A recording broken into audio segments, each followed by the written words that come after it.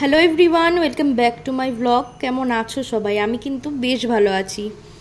গত ব্লগে শেয়ার করেছিলাম মালদা থেকে শিলিগুড়ি আসার ব্লগ। আজ যাচ্ছি শিলিগুড়ি থেকে মালবাজার, মানে একদম পাহাড়ের ওই পারে। আমরা রয়েছি এই পারে, যাচ্ছি একদম পাহাড়ের ওই পারে একটি বিয়ে অ্যাটেন্ড করতে। শিলিগুড়ি টু মালবাজার যাচ্ছি কিন্তু আমরা বাই বাস, ট্রেনও চলে কিন্তু আজকে যাচ্ছি আমরা বাসে। ফেরার দিন আমরা আসবো কিন্তু ট্রেনে। বাড়ি থেকে বেরোনোর সময় কোনো রকম কোনো ব্লগ শ্যুট করা হয়নি, কারণ জানোই তো বাঙালি বাড়ি, মানে বেরোনোর টাইমে এক প্রকার যুদ্ধ না হলে পরে কোথাও যাওয়া ঠিক মানে পূর্ণ হয় না। ঠিক সেই রকমই কাহিনী হয়েছিল, যার জন্য ব্লগ শ্যুট করার কথা একদম মাথা থেকে বেরিয়ে গেছে। বাসে বসে বাস যখন ছেড়ে দিয়েছে তারপর থেকে আমরা ভিডিও শ্যুটটা শুরু করেছি। তো আমরা পিসি মিত্তল বাস স্ট্যান্ড থেকে উঠেছিলাম বাসে মালবাজার যাওয়ার জন্য। আর আজকে কিন্তু যাচ্ছে আমি, আমার মা, বাবা, ঠাম্মা, আমার বোন আর আমার হাজব্যান্ড। আর ওই দেখো মা আর বাবার মাঝে ঠাম্মা কত একদম গুটিসুটি হয়ে সুন্দর বসে আছে, দেখতে কত মিষ্টি লাগছিল, তাই না? আমরা যেদিন বিয়ে বাড়ি যাচ্ছি সেটা হলো আগের দিন দুপুরবেলা, মানে বিয়ের আগের দিন দুপুরবেলা বেরিয়েছিলাম। আর ওয়েদারটা কিন্তু দারুণ ছিল, ফাটাফাটি ছিল। আর শিলিগুড়িতে তো বলার মতন না, এত সুন্দর ওয়েদার, গরমটা একদমই নেই।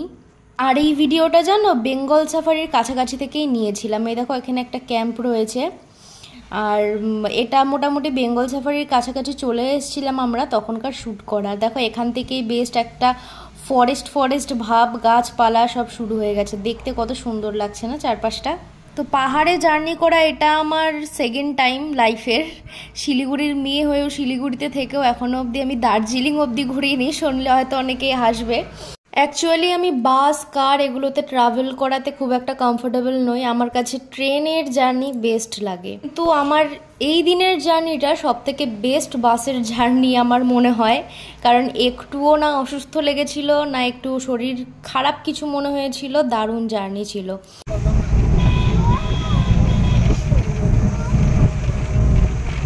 ধীরে ধীরে কিন্তু পাহাড়ে উঠতে শুরু করে দিয়েছি আমরা। তোমরা দেখলেই বুঝতে পারবে যে আমাদের বাসটা কোথা দিয়ে যাচ্ছে আর নিচের দিকটা কেমন, তাহলেই বুঝে যাবে যে সবে মাত্র আমরা পাহাড়ে উঠতে শুরু করেছিলাম। আর এই দেখো একদম দূর থেকে দেখা যাচ্ছিল এই যে পাহাড়, এখনো বেশটা দূরে রয়েছে। কিছুক্ষণ পর আরও যখন উপরে উঠবো তখন পাহাড় একদম মানে চোখের সামনে কাছাকাছি, আরও অনেক কাছাকাছি চলে আসবে। লাস্ট আমি যখন সেবকে এসছিলাম তখন সেবকে এত কিছু ছিল না, মানে আমি দেখিনি, হয়তো বা ছিল। এখন দেখতে পাচ্ছি যে হোটেলও রয়েছে সেবকে, বেশ উন্নত হয়ে গেছে এখন আরও। আর এই ছোটো ছোটো বাড়ি ঘরগুলো পাহাড়ের কিন্তু দেখতে বেশ লাগে। আর তোমাদের হাত দিয়ে দেখাচ্ছিলাম যে ওই দেখো পাহাড়, আর নিচে এটা আমি জানি না, এটা নদীরই হয়তো ছিল বা কিছু জল ঠল, বুঝতে পারিনি। আমি ঠিক প্রথমে ভেবেছিলাম যে তিস্তার এমন কেন অবস্থা হয়ে গেল, কিন্তু পরে বুঝতে পারলাম যে না, এটা তিস্তা নদী নয়, মেন এই যে রয়েছে এটা হচ্ছে মেন তিস্তা নদী।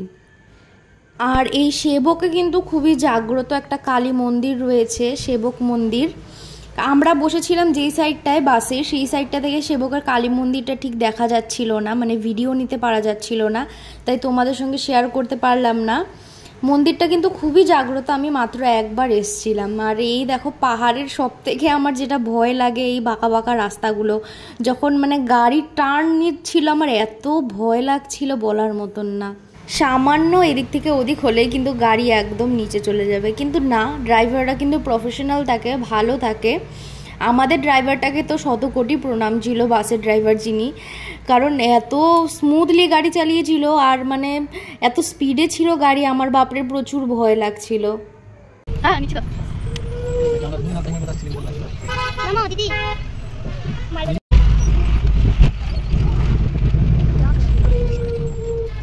আর এই যে এই ম্যাডাম সারা রাস্তা বকর বকর করতে করতে গেছে, একটু ঘুমোয়নি, সারা রাস্তা খালি বাদর কই, পাহাড় কই, হনুমান কই, এগুলো করতে করতেই সারাটা রাস্তা কাটিয়ে দিয়েছে। দেখো আমরা রয়েছি পাহাড়ের এই দিকে, আর ওই দিকে ওই ছোট্ট ছোট্ট গাড়িগুলো নিচের দিকে নেমে যাচ্ছে বা নিচ থেকে এই দিকে মানে ওপরের দিকে আসছে, সেগুলো দেখা যাচ্ছে।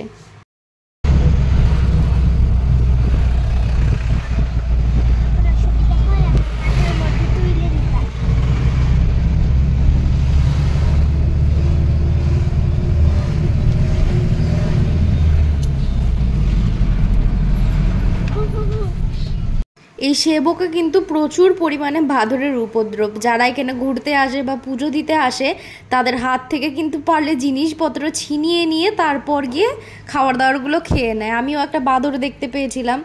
আমি ভয়ে ভয়ে একদম বাসের ভেতর থেকে মানে জানলার ভেতর থেকে আমি ভিডিওটা নিয়েছিলাম।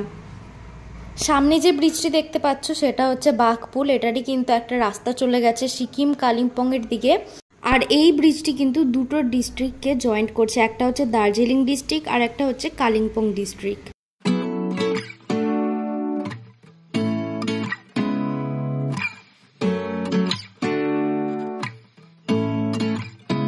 পাহাড়ের নিচের ছোট ছোট বাড়িগুলো দেখতে কিন্তু দারুণ লাগে, তাই না? কিন্তু সবথেকে বেশি কষ্ট তাদের যখন হয় প্রচুর পরিমাণে বৃষ্টি হয় বর্ষাকালে, আর পাহাড় থেকে ধস নেমে সব কিছু খারাপ করে দেয়। দেখো গুগল ম্যাপে যখন সার্চ করলাম রাস্তাটা মালবাজার যাওয়ার, কত সুন্দর লাগছিল দেখতে ম্যাপে।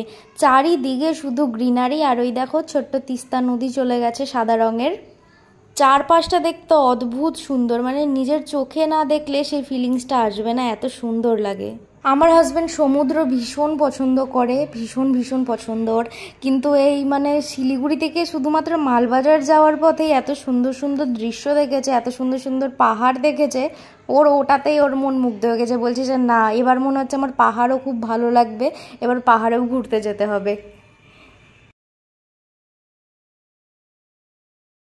দেখো ধীরে ধীরে পাহাড়ে উঠে কিন্তু আবার আমরা একদম নিচে মানে সমতলের দিকে নেমে গেছি প্রায়। আর এই দেখো চা বাগান কিন্তু শুরু হয়ে গেল। নর্থ বেঙ্গলের এটাই সৌন্দর্য। আমার হাজবেন্ড তো কখনোই চা বাগান দেখেনি আগে, যেহেতু পাহাড়ে সেরকমভাবে আসেনিও। তো চা বাগান দেখেও তো ও পুরো মানে মুগ্ধ হয়ে গেছে যে এত সুন্দর লাগে দেখতে। আর এই যে ম্যাডাম বুনু সারাটা রাস্তা জানলার ধারে বসে হাওয়া খেতে খেতে বাইরের দৃশ্য দেখতে দেখতে এসছে। ওকে বলছি তুই একটু ঘুমানোর অ্যাক্টিং কর, আমি একটা সুন্দর দেখে ভিডিও নিই তোর। বলছে না, ঘুম পাচ্ছে না তো আমার। আমরা কিন্তু প্রায় মালবাজারের কাছাকাছি চলে এসেছিলাম। এটা ছিল ওদলাবাড়ি বাস স্টপ। এটা কিন্তু মালবাজারের প্রায় একটা কি দুটো আগেরই বাস স্টপ ছিল।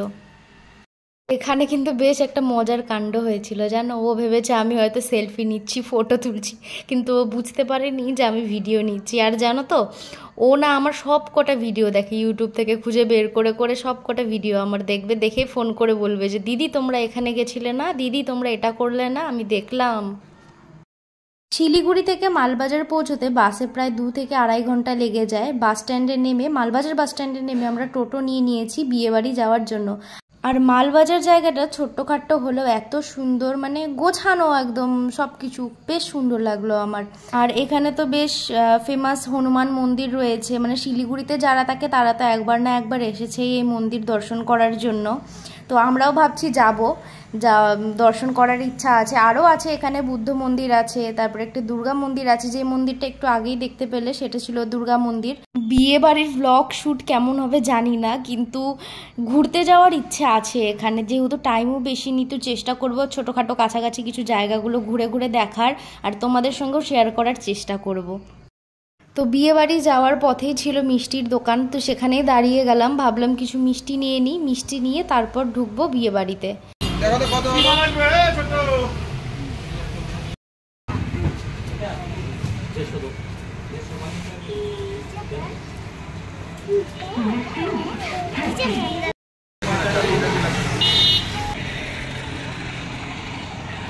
বাস স্ট্যান্ড থেকে বিয়েবাড়ি খুবই কাছে ছিল, টোটোতে 10 মিনিটের মধ্যেই আমরা পৌঁছে গেছিলাম বিয়েবাড়িতে। 10 থেকে 15 মিনিট লেগেছিল।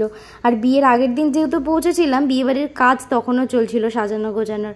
আর এই হচ্ছে আমাদের ব্রাইড, যে মেহেন্দি পড়তে বসে গেছিলো। মেহেন্দি আর্টিস্ট চলে এসেছিল।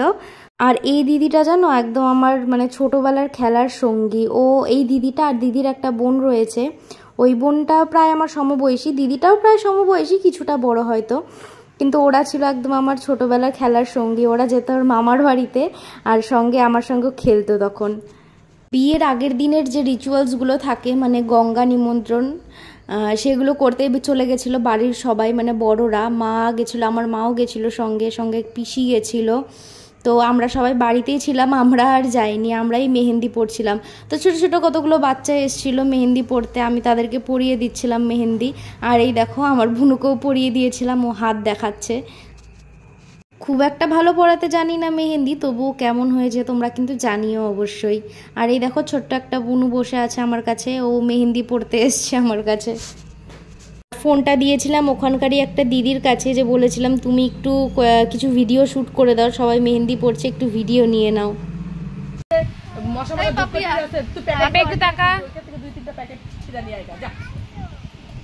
একটু তাকাও, হাই করো।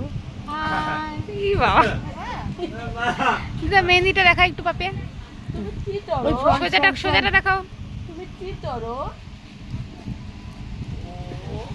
এরা সবাই জানো দিদিটার বাড়ি, মানে আমি যার বাড়িতে গেছি বেসিক্যালি সেটা আমার পিসির বাড়ি হয়।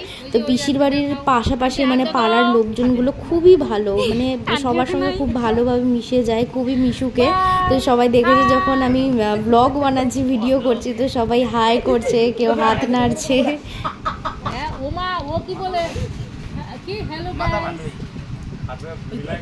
কি বলে হ্যালো গাইস, কিটা হ্যালো গাইস, একমাত্র তোর সঙ্গে মিশামিশিও খারাপ হচ্ছে।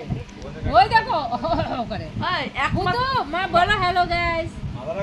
এটা হচ্ছে আমাদের ব্রাইডের বোন, মানে যার কথা আর একটা বলছিলাম যে ওর সঙ্গে ছোটবেলায় অনেক খেলেছি। পিঙ্ক কালারের চুড়িদার পরা দিদিটা না, কিন্তু তার পাশে যে বসে আছে সে। বিয়ে বাড়িতে কিন্তু এগুলোই মজা, তাই না বলো? এই যে সবাই মিলে গোল হয়ে বসে একসঙ্গে আড্ডা দেওয়া, হাসি মজাক করা, এগুলোতেই কিন্তু বেশ ভালো লাগে।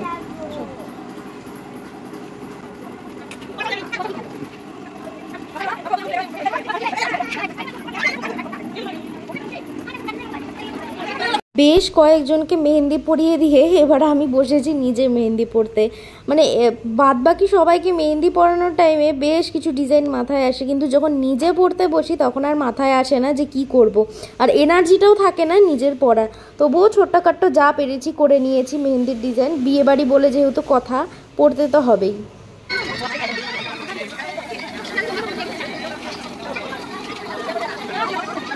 আমি মেহেন্দি পরার পরপরই চলে এসেছিলো মা, তো মাকেও মেহেন্দি একটু পরিয়ে দিয়েছিলাম, একদম সিম্পল ডিজাইন করে।